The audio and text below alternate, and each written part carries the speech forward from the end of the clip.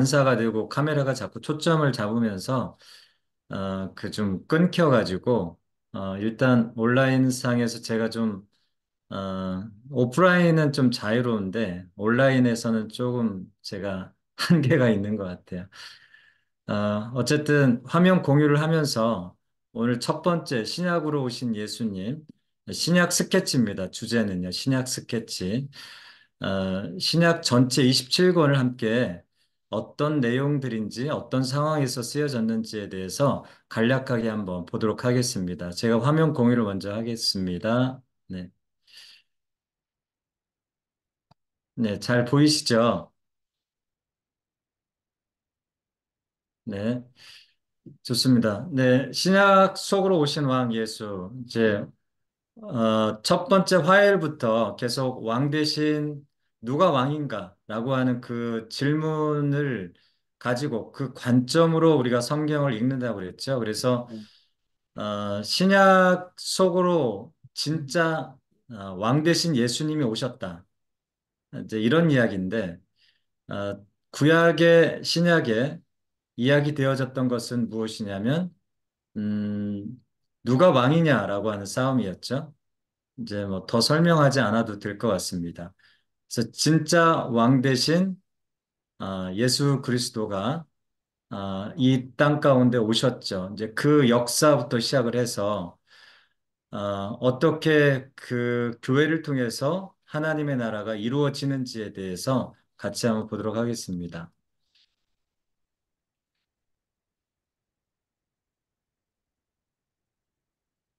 네. 구약의 하나님 나라가 있고요. 신약의 하나님 나라가 있습니다. 예수님께서 처음에 이 땅에 오셔서 공생의 사역하실 때 첫 번째 설교 기억하세요? 회개하라 천국이 가까웠느니라. 네, 누가복음 같은 경우는 회개하라 하나님 나라가 가까웠느니라. 천국이나 하나님 나라나 약간의 의미의 차이는 있지만 하나님께서 다스린다라고 하는 차원에서는 똑같습니다. 그래서 하나님 나라가 가까웠다. 다시 말하면 인간이 왕이 되는 나라가 아니라 하나님이 직접 통치하시고 다스리는 하나님의 나라를 가지고 오신 참된 왕이시죠. 그래서 이 구약도 그렇고 신약도 그렇고 하나의 주제가 무엇이냐면 누가 왕이냐. 근데 그 누가 왕이냐라고 하는 질문은 하나님의 나라거든요, 결국은요. 예, 하나님의 나라를 모델적으로 보여준 나라가 구약은 이스라엘이죠. 그렇죠? 이스라엘을 통해서 사실 이스라엘이라고 하는 것이 어떤 나라기도 하지만 그렇죠? 국민 영토 주권이 있는 나라기도 하지만 하나님을 왕으로 섬기고 제사장 같은 나라를 하나님이 세우신 거잖아요. 아브라함 때부터 이 공동체 족장 시대 때부터 국민을 만들어 주시고 영토를 땅을 주시고 주권을 하나님께서 가르쳐 주시면서 하나님을 왕으로 섬기는 제사장 같은 나라를 모델적으로 세웠던 나라가 이스라엘입니다.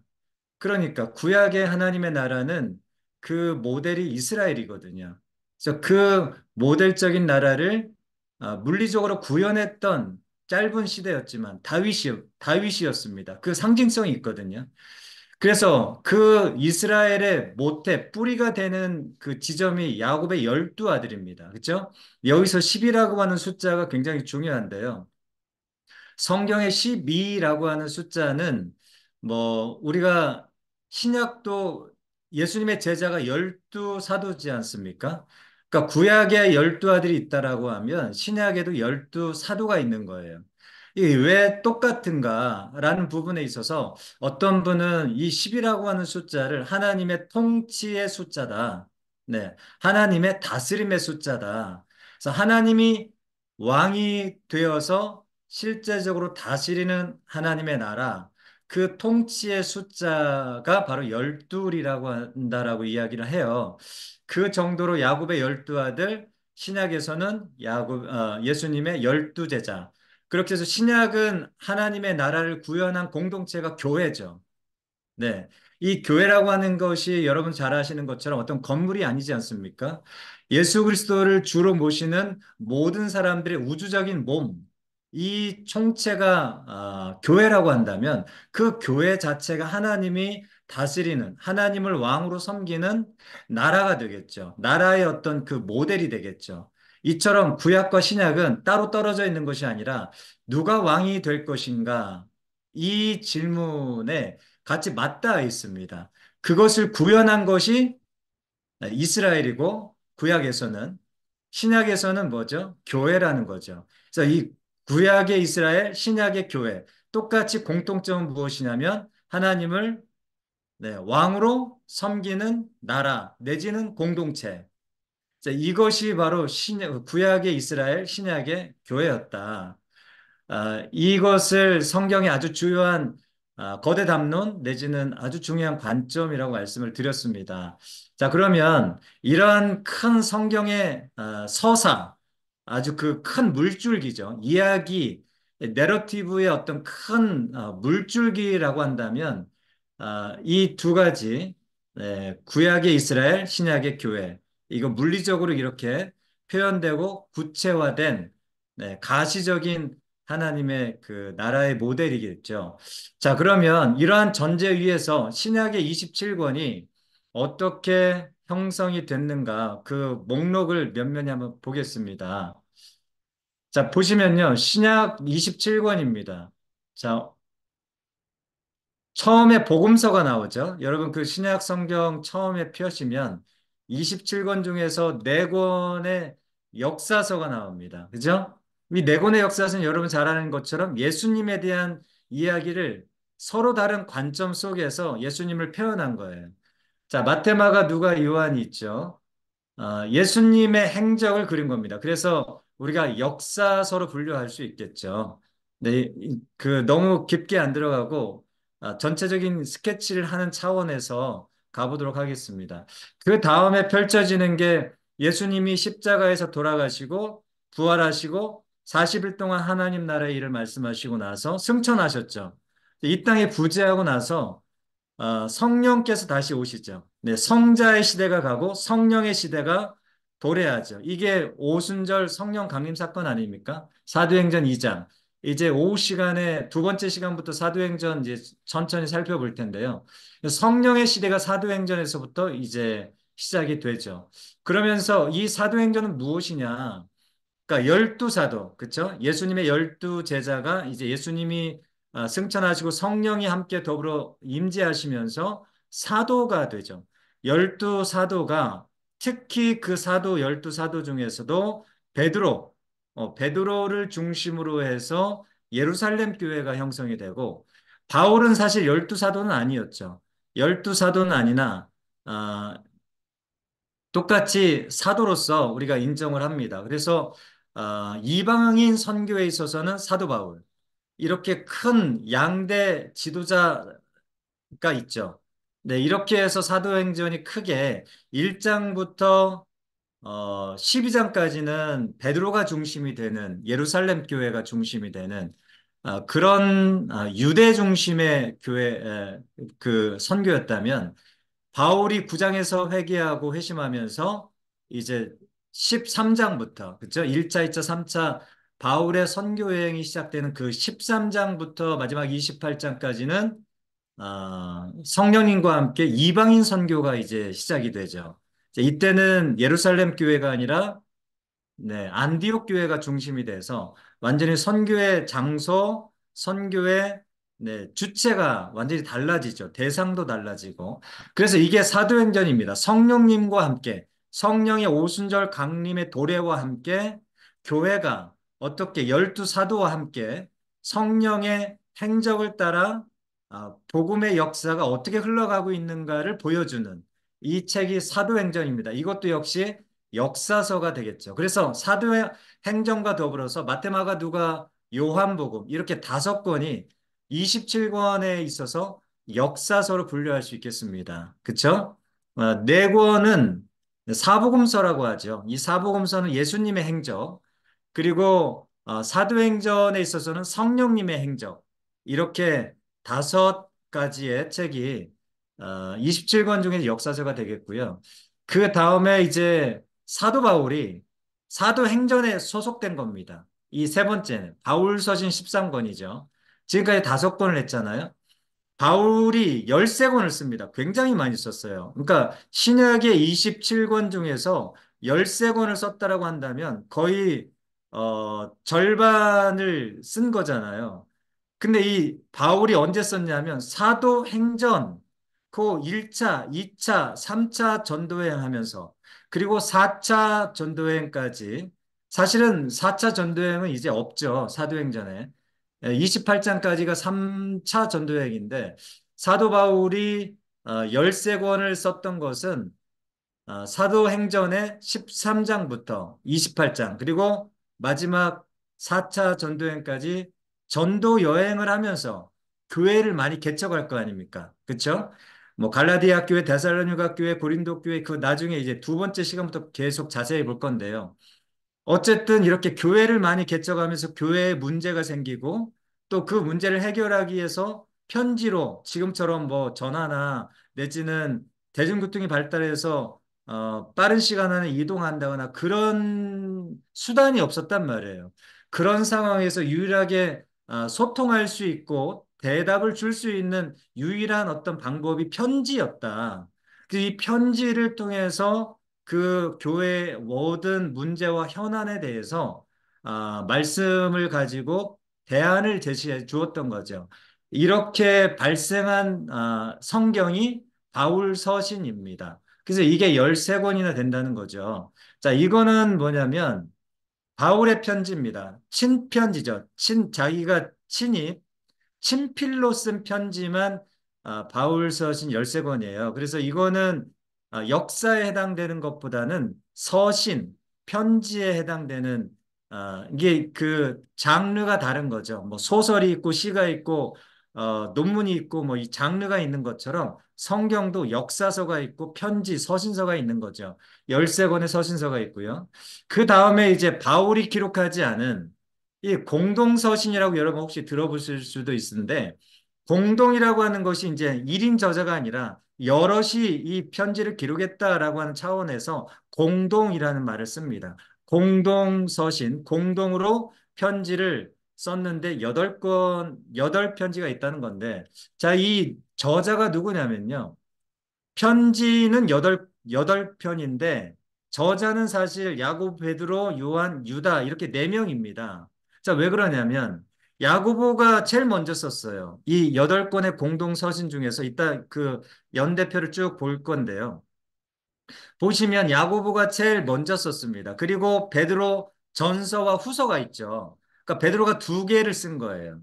그다음에 사도 요한이죠. 그러니까 예수님의 12제자 중에 베드로가 있고 어부 출신, 네, 사랑받는 애제자, 예수님이 성찬할 때 이렇게 예수님의 품에 안겨서 성찬을 받아먹은 네, 이 예수님의 애제자 요한입니다. 사도 요한이죠.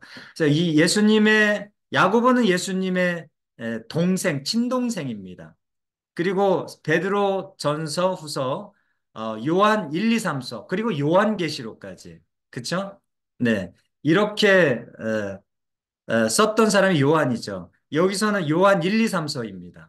네, 이렇게 해서 공동서신 요한이 몇 개 썼어요? 요한 1서, 2서, 3서 세 권을 썼습니다. 베드로가 두 권 썼고요. 야고보가 한 권 썼고요. 그러면 몇 권이에요?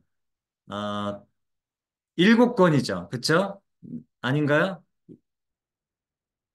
아, 하나, 6권 맞나요? 요한 1, 2, 3, 베드로 전서 후서, 야고보서 6권이네요.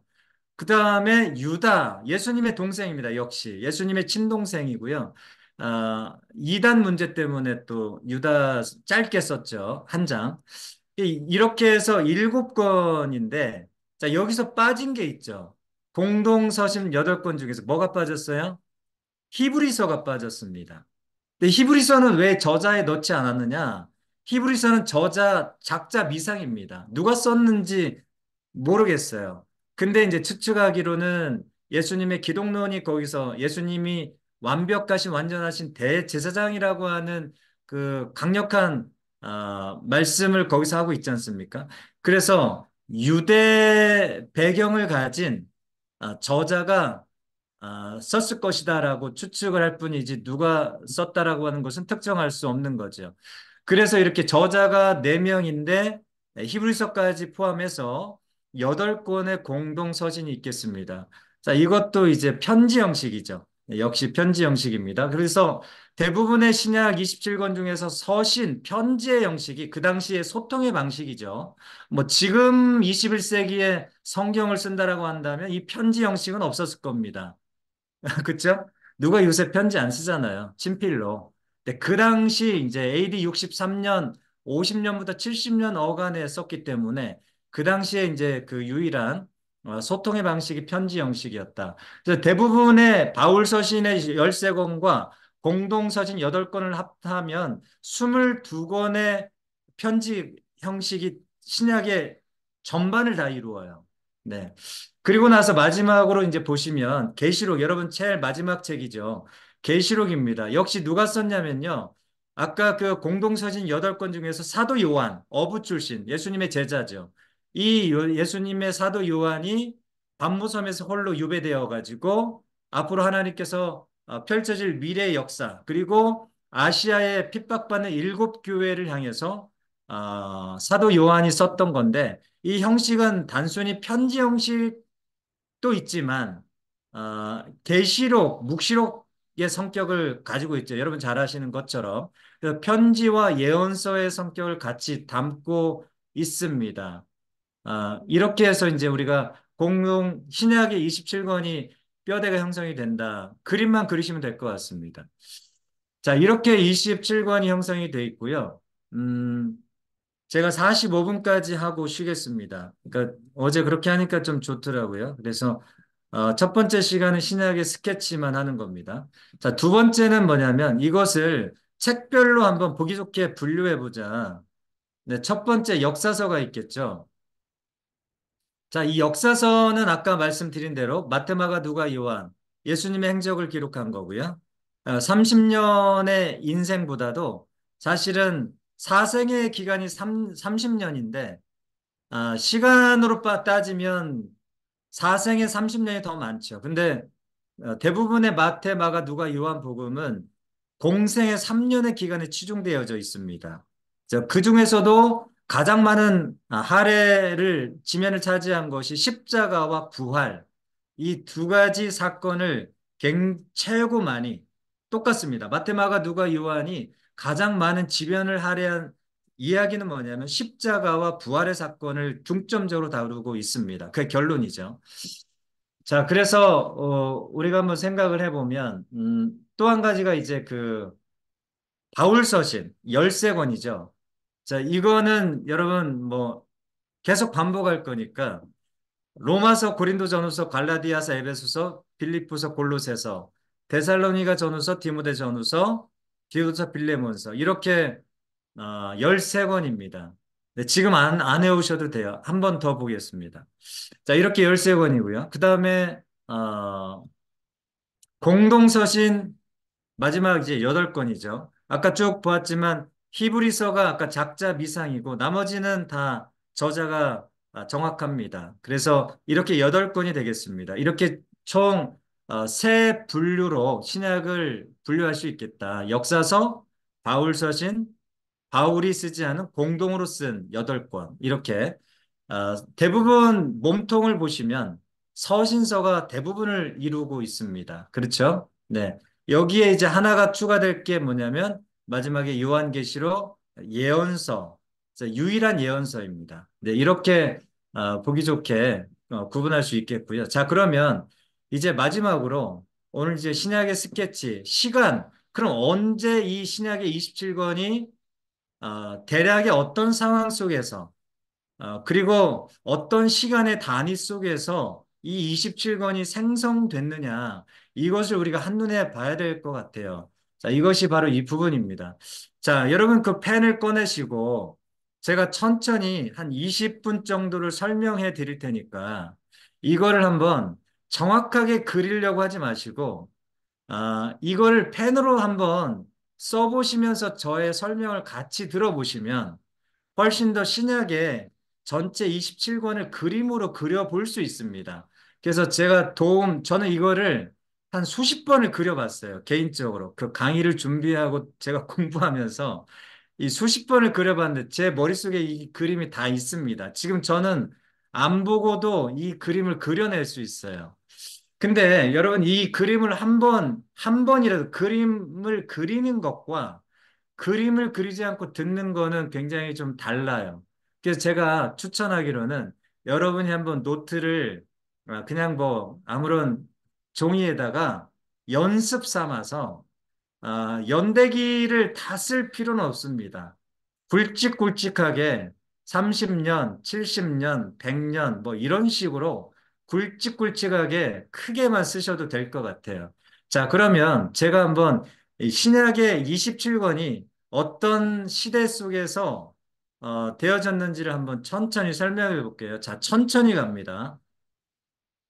자, 준비되셨죠? 자, 그러면 한번 좀 저랑 같이 이 표를 음미해 보면서 한번 같이 보도록 하겠습니다.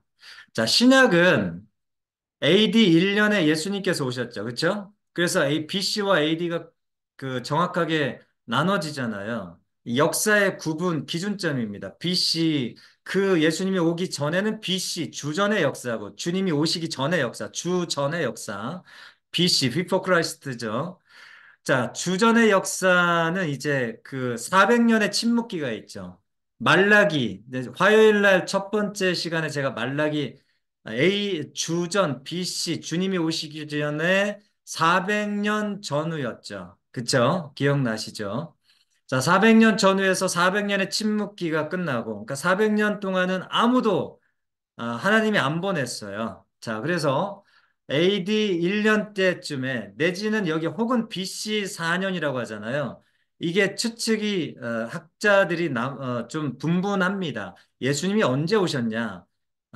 AD 1년 원년에 오셨다라고 하는 학자들이 있고 아니다. AD 1년 원년 4년 전에 예수님이 오셨다라고 하는 설이 있고 어쨌든 우리가 편하게는 AD 1년 원년에 예수님이 오셨다고 가정을 하고요.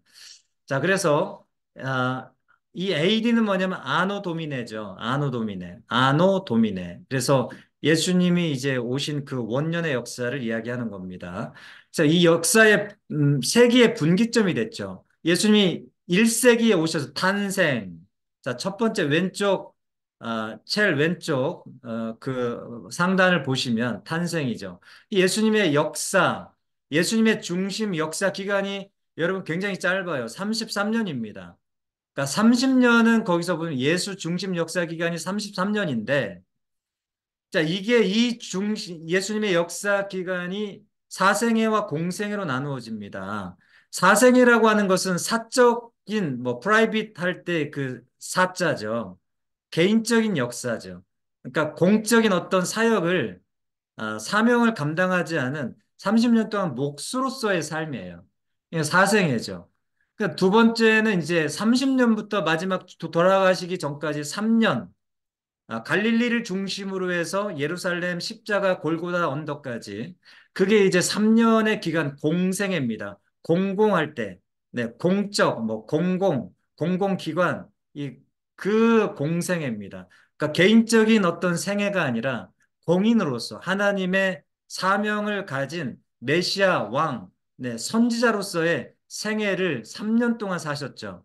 이게 이제 공생의 시작과 그다음에 가장 마지막은 예수님의 그 공생에 있어서 부활과 십자가 이것이 가장 중요한 공생의 업적이죠. 이렇게 해서 이제 33년의 예수님의 중심 역사 기간이 끝납니다. 이게 AD 1년부터 33년이에요. 이건 뭐 어려운 거 없죠, 이거는. 근데 이 예수님의 33년, 특히 33년 중에서도 3년의 기간을 기록한 것이 사복음서예요. 마태, 마가, 누가, 요한. 근데 여러분 잘 보시면 이 마태, 마가, 누가, 요한이 이때 기록한 게 아니에요. 잘 보세요. 이때 마태, 마가, 누가, 요한복음이 기록된 게 아니죠. 언제 기록했어요? 이 두 번째 이 연대를 한번 보세요. 사도행전 역사 기간에 기록했잖아요. 그쵸? 그러니까 이 신약의 27권의 역사는 100년의 역사입니다. 여기 보세요. 신약 100년의 역사잖아요. 그쵸? 신약 100년의 시간의 기록인데 이 기록을 잘 보세요. 기록 기간. 기록 기간을 보시면 요때부터입니다. 자, 보세요. 이게 데살로니가 전서가 쭉 올라가 보시면 AD 50년 이후란 말이에요. 2차 전도행 때부터 이 서신서가 기록됐단 말이에요. 자, 잘 보시면 그래서 AD 50년 이후부터 AD 70년, 이 70년 AD 그러니까 20년 기간이에요. AD 50년부터 AD 70년. 이 20년의 이 짧은 시간 속에서 대부분의 신약의 성경이 기록되어 있습니다. 이거 잘 보셔야 돼요. 이해되셨죠? 그러면 언제 신약의 대부분의 3분의 2 이상의 신약의 말씀이 기록되었는가? AD 50년 이후 예수님이 죽으시고 승천하시고 나서 33년을 승천했으니까 20년이 지나고 나서 50년 이후부터 70년까지 20년의 기간 동안에 집중적으로 기록되었다. 이렇게 보시면 되겠습니다. 그래서 여기 잘 보시면 57년, 여기 보세요. 53년부터 70년이 어떤 사건이 나오냐면요. 예루살렘이 멸망한 사건이 나옵니다. 이 폼페이우스 로마의 장군에 의해서 여기 보시면 예루살렘 성이 완전히 회파되거든요. 네. 이때까지 거의 대부분의 서신서와 공관복음서, 공동서신, 바울 서신이 다 기록됩니다. 이때 집중적으로 20년의 어간 속에 다 기록이 되고요. 그 다음이 이제 사도행전 역사 기간은 예수님이 승천하시고 나서 잘 보세요. 네, 예루살렘 교회 성령 강림이 나타나고 70년 어간입니다. 그러니까 33년에서 40년 어간. 이때가 사도행전 역사 기간이에요. 그러니까 사도행전 역사 기간이 굉장히 어떤 성경이 전체가 기록되는 기간이기도 하고 예수님 이후에 교회가 막 일어나던 시간입니다. 사실은 성령의 시간이기도 하고 교회의 시간이기도 합니다. 이 사도행전 역사 기간이 그래서 중간 토막이죠. 이 신약의 역사 속에서. 그리고 나서 여러분 그 70년부터 마지막 100년 AD 그러니까 전체가 1세기밖에 안 돼요. 신약은 1세기밖에 안 됩니다. 100년밖에 안 돼요. 이게 이제 사도 요한입니다. 제일 마지막까지 예수님의 12 사도 중에서 제일 마지막까지 살아남았던 최후의 순교자. 이게 사도 요한입니다. 제일 마지막에 죽었어요. 그래서 사도 요한이 마지막까지 반모섬에서 유배하면서 계시록을 썼고 그 다음에 요때 보세요. 요때 요한 1서, 요한 2서, 요한 3서, 요한 계시록 이때 썼던 시간이 쭉 올라가 볼까요? AD 90년 전후란 말이에요. 이때 누가 통치했을까요? 이때 통치한 로마 황제가 도미티안 황제입니다. 가장 악독하게 교회와 그리스도인들을 핍박했던 장본인입니다. 이 핍박의 기간 동안에 네, 요한계시록이 쓰여졌다는 거죠. 그래서 이렇게 사도 요한 중심의 역사 기간으로 우리가 살펴볼 수 있고요. 자, 그러면 예수님의 역사 기간부터 사도행전 역사 기간, 사도 요한의 중심의 역사 기간 이렇게 세 덩어리로 신약은 나눌 수 있겠다. 자, 우리가 한번 살펴보면 사도행전 역사 기간부터 한번 쭉 살펴보겠습니다. 자, 먼저 잘 보시면요. 마테마가 누가 요한부터 한번 볼까요? 마테마가 누가 요한. 자, 마가복음이 가장 먼저 쓰여졌죠. 그렇죠? 신약의 말씀 보시면 마가복음이 가장 먼저 쓰였는데 쭉 보시면 53년 네, 요때 53년 그 어간입니다. 53년부터 굉장히 특정할 수 없어요. 그러니까 그 대충 대략의 시간을 우리가 특정하는 거지 몇 년도에 썼다 그건 불가능합니다. 이 마가가 제일 먼저 쓰여졌어요. 순서상으로는 마태가 제일 먼저 나와 있는데 마가가 제일 먼저 쓰여졌고 마가는 어떤 사람인가? 마가는 여러분 예수님의 12 제자가 아닙니다. 마가는 여러분 그 바울이 1차 전도행 때 바나바 조카 있죠. 바나바의 친족.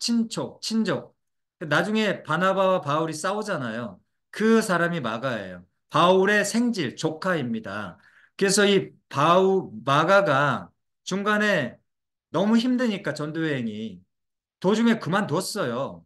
그래가지고 바울이 찍어버렸습니다. 이제 그것 때문에 바나바와 바울이 싸우잖아요. 그 장본인입니다. 나중에 마가가 회개하고 돌아와요. 그래서 굉장히 유익한 바울의 동역자가 되거든요. 그리고 여러분, 사도행전 2장에 누구의 다락방에서 성령의 강림이 일어났어요? 마가의 다락방에서 성령의 강림이 일어났잖아요. 그 마가예요. 그러니까 여러분 생각해 보세요. 120명 이상의 사람들이 도대체 다락방이 얼마나 크면 120명의 사람들이 열두 사도 포함해서 그 여자들 그 사람들이 한꺼번에 그 장소에서 기도할 때 성령이 임했다는 거 아닙니까? 그러면 마가의 다락방이 도대체 얼마나 큰 거냐? 우리가 추측해 볼 때에 120명이 한꺼번에 들어갈 수 있는 공간의 크기를 그런 집을 가질 정도라면 굉장히 부유한 사람일 것이다. 우리가 그렇게 추측할 수 있는 거죠. 이니 마가입니다. 그래서 이 마가는 베드로를 완전히 아버지처럼 여기는 사람이에요. 그래서 우리가 생각할 때, 네, 베드로의 복음이라고 할 정도로 이게 베드로를 통해서 예수님의 행적을 듣고 경험하고 이렇게 해서 쓴 게 마가복음입니다. 네, 그리고 이제 그 마가복음의 가장 중요한 특징은 고난받는 종으로서 오신 예수님을 이야기하는 거죠. 그 다음에 이제 쓴 것이 마태복음입니다. 이 마태복음은 여러분 63년 정도, 여기 쭉 올라가시면 60년대 이후에 마태가 쓴 거거든요. 예수님의 12제자입니다. 직접 경험한 예수. 네. 이 마태는 직업이 세리죠. 세무공무원입니다. 굉장히 꼼꼼하게 쓴 거죠.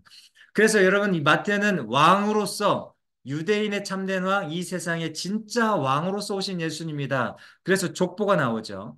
그래서 이 마태가 예수님을 왕으로서 오신 예수님을 표현했던 거고, 그 다음에 이제 누가가, 여러분, 누가는 의사 있죠.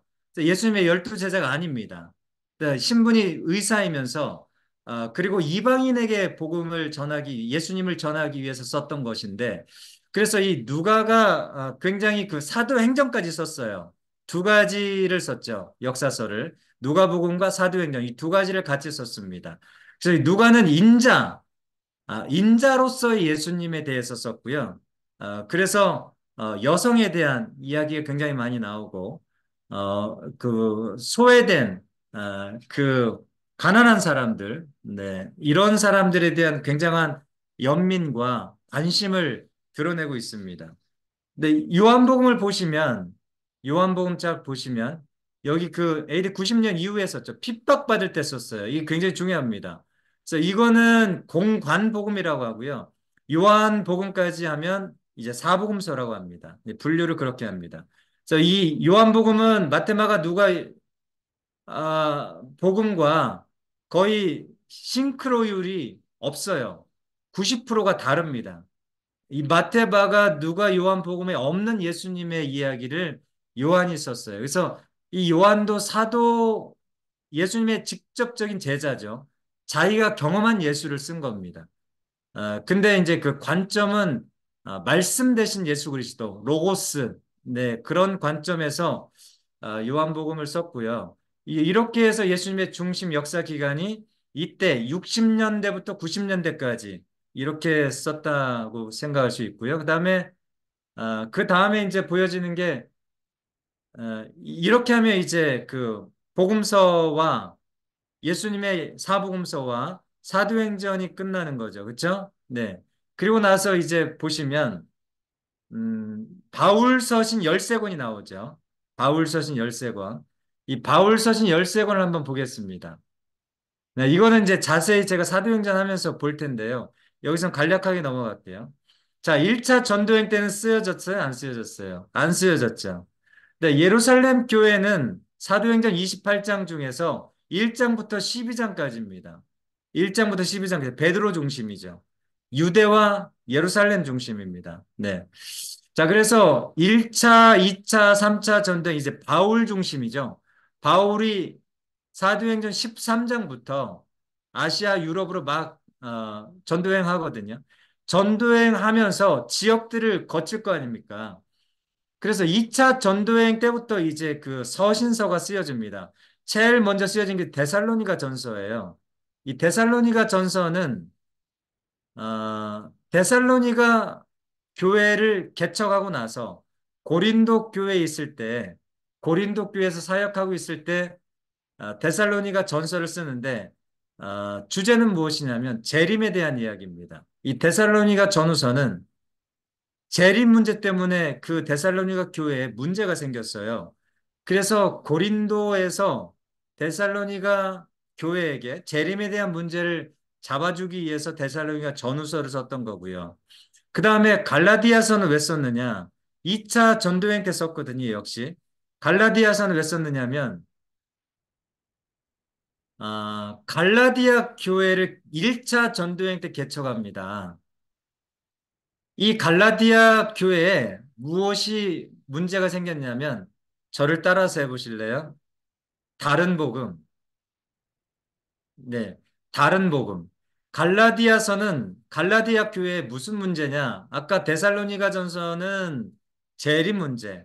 갈라디아 교회는 다른 복음에 문제가 생겼어요. 그래서 믿음으로 구원을 얻는다라고 하는 그 바울의 복음을 다르게 전하는 거예요. 율법 행위를 통해서 구원을 받을 수 있다라고 하는 그 다른 복음을 전해주는 것 때문에 문제가 생겼습니다. 그것을 바로 교정해 주기 위해서 갈라디아서를 썼던 거예요. 이렇게 2차 전도행 때 썼던 게 데살로니가 전후서, 갈라디아서. 3차 전도행 때는 3차 전도행 때는 고린도 전서 후서를 쓰게 됩니다. 이것도 이제 나중에 이두 번째 시간에 제가 다시 한번 자세히 말씀드리도록 하겠습니다. 이 고린도 전후서는 왜 3차 전도행 때 썼냐면 에베소에서 목회하고 있는데 3차 전도행 때 고린도에서 문제가 생겼어요. 네, 음란 문제, 분열 문제, 분쟁 문제, 우상 문제, 네, 은사 문제, 여러 가지 교회 문제가 생겨가지고 여기에 답을 주기 위해서 고린도 전후서를 썼습니다. 그리고 로마서는 언제 썼냐면 1차, 2차, 3차 전도행 다 끝나고 로마로 가기 위해서 네, 서바나 선교가 마지막 선교 종착지였죠. 그래서 로마 교회의 도움을 받기 위해서 로마서를 마지막 3차 전쟁 끝나자마자 썼던 겁니다. 그래서 이 6권의 서신서가 썼던 거고요. 자, 그래서 이제 예루살렘 3차 전쟁 끝나고 예루살렘으로 가자마자 체포됐죠. 그게 이제 21장입니다. 사도행전 21장. 그래서 1차적으로 로마 감옥에 갇혀요. 이게 여러분 사도행전 마지막 장 28장입니다. 이게 첫 번째 로마 감옥에 갇히는 거예요. 그래서 이 로마 감옥에서 2년 동안 가택구금 같이 좀 자유로우나 그 제한된 어, 그 집을 벗어나지 못하도록 가택구금을 한 거예요. 복음을 자유롭게 전할 수 있으나 그 가택구금한 공간을 벗어나지 못하도록 2년을 감옥에 구금한 건 거죠.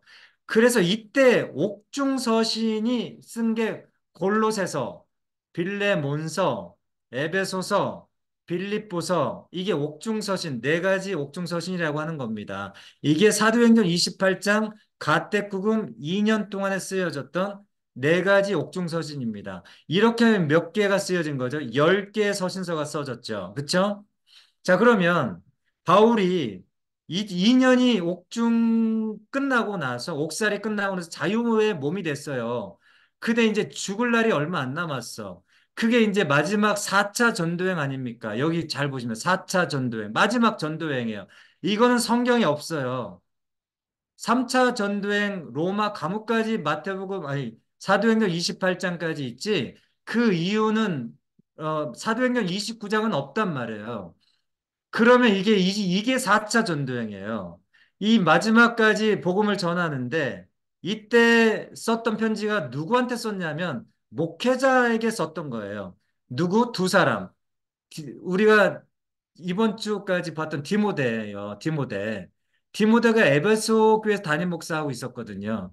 디모데에게 목회적으로 어떻게 목회를 감당해야 될지에 대해서 가르쳐 줬던 게 디모데 전후서예요. 네, 디모데 전후서. 그리고 디도, 바울의 제자 아닙니까? 디도가 그레데 섬에서 목회하고 있었어요. 담임 목사. 그래서 디모데와 디도에게 개인적으로 목회적으로 어떻게 코칭할지에 대해서 기록한 게 디모데전서 디도서예요. 근데 이렇게 목회서를 보냈는데 이때 잘 보세요. 2차 감옥에 갇혀요. 왜 갇혔느냐? AD 66년, 68년 이때가 누구가 통치하고 있었냐면 네로 황제가 통치하고 있었던 때예요. 네로 황제가 통치하고 있었을 때, 여러분, 네로 황제가 굉장히 핍박했던 장본인이죠. 여기 보시면, 여기 90년 전후에 도미티안 황제, 이 두 악랄한 로마 황제가 굉장히 핍박을 많이 했던 황제란 말이에요. 그 여기 2차 감옥에 갇힌 이유는 네로 황제가 굉장히 핍박을 많이 했어요. 그래서 4차 전도행 사역을 하면서 붙잡혔단 말이에요. 그래서 디모데 전서와 디도서를 보냈는데 보내고 나서 체포가 됐어. 체포가 되고 나서 2차 두 번째 감옥에 갇혀서는 풀려 나오지 못하고 거기서 죽어요.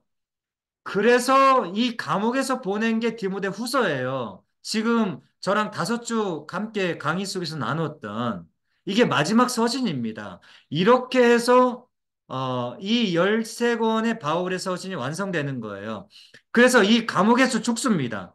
감옥에서 바울이 참수형을 당하는데 바울과 베드로가 이때 같이 참수형을 당해요. 예? 이때 베드로와 바울이 같이 잠수형으로 사라지고 그리고 2년 후에 70년에 예루살렘이 완전히 폼페이오스 장군에 의해서 완전히 회파가 됩니다. 이게 70년이에요. 그래서 이 70년을 여러분 기억하셔야 돼요. 잘 보시면 AD 50년부터 70년까지 20년 어간의 바울의 13권의 서신이 엄청난 치열한 사역 속에서 13권이 쓰여졌고, 그리고 바울의 이 20년 사도행전의 역사 기간 동안에 엄청난 핍박이 존재했다. 그러니까 사역이 집중됐고 1차, 2차, 3차, 4차 치열한 사역, 치열한 박해 이게 같이 공존했던 기간이 여러분 사도행전의 50년, 70년의 기간이에요. 그러니까 치열한 사역, 치열한 박해 그리고 치열한 기록, 역사 기록. 이 세 가지가 같이 있었던 게 뭐냐? 50년부터 70년에 20년의 엄청난 기간이에요. 그러니까 여러분 신약의 AD 1세기 100년의 기간 동안에 가장 치열했던 기간이 어떤 기간이냐? AD 50년부터 70년의 20년 기간이 가장 치열한 사역, 가장 치열한 핍박, 가장 치열한 역사의 기록이 남겨졌던 정말 이 신약의 100년의 역사 속에서 잊을 수 없고 빼놓을 수 없는 가장 중심 토막이다. 우리가 이렇게 생각할 수 있고요. 그 다음에 이때 기간의 공동서신도 거의 다 완성됩니다. 잘 보세요. 다 보세요. 이 공간복음서도 기록이 되고 사도행전도 기록이 되고요. 그 다음에 바울의 13권, 그리고 공동서신 중에서 야고보서, 유다서, 베드로 전후서, 히브리서 5권의 어, 공동서신이 이때 다 기록이 됩니다. 예? 그러니까 이 20년의 기간이 얼마나 소중한 기간이에요. 그렇죠? 그리고 나서 예루살렘이 멸망하고 나서는요. 이제 사도 요한만 남아요. 그러니까 얼마나 외롭겠어요. 밤모섬에 홀로 유배돼 있죠. 자기는 체포가 돼서 뭐 세상하고 단절돼 있죠. 사역도 할 수 없죠. 완전히 귀양 혼자 이게 사도 자기가 함께 사역했던 11사도 다 죽었죠. 사울도 사도 바울도 죽었죠. 자기 혼자 남았어. 근데 어, 네로 도미티안 황제가 엄청나게 핍박해요. 교회는 다 문을 닫아. 순교자가 속출해요. 무슨 희망이 있겠어요? 이 절망의 기간에 하나님께서 계시 커튼을 열어주셔가지고 쫙 펼쳐주시는 거잖아요. 누가 승리했다?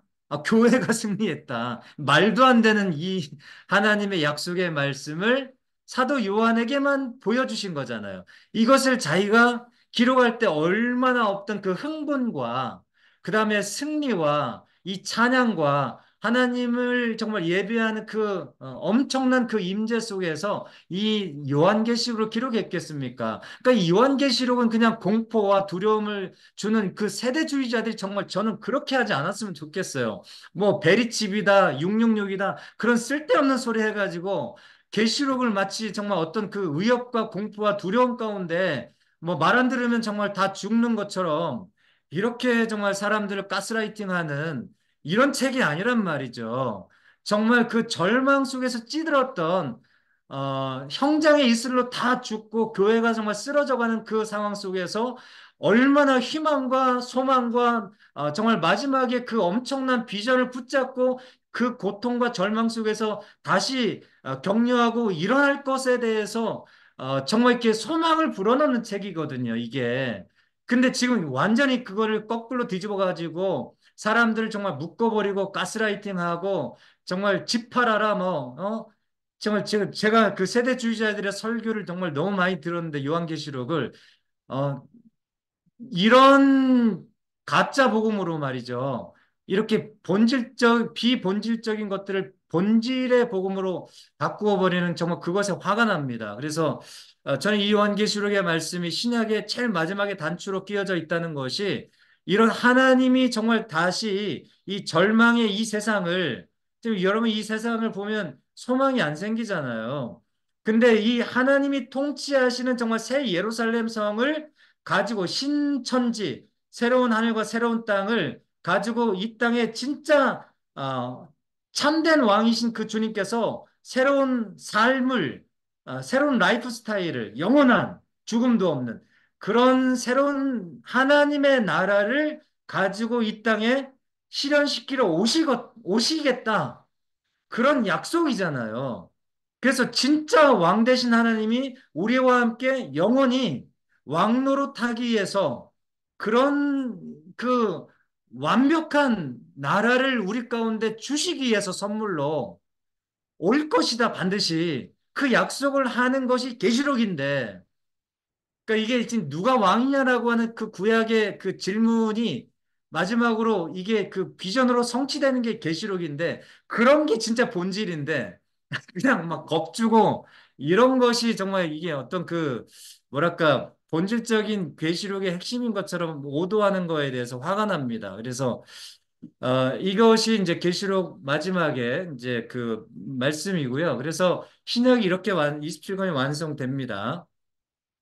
어느 정도 그림을 그렸으리라고 저는 생각을 하고요. 이제 두 번째 시간에서는 사도행전 28장을 이제 좀 깊이 들어가면서 사도행전에 기록되어진 바울의 열세권을 좀 깊이 한번 다뤄보도록 하겠습니다. 그러면 이제 전체적으로 어떤 상황에서 바울의 열세권이 기록이 됐고 어떤 주제였고 그런 것들을 알면 신약의 전체적인 그림이 그려지리라 생각이 됩니다. 지금 이제 5분이 지났는데 11시 5분까지 15분 휴식하도록 하겠습니다. 네, 수고하셨습니다.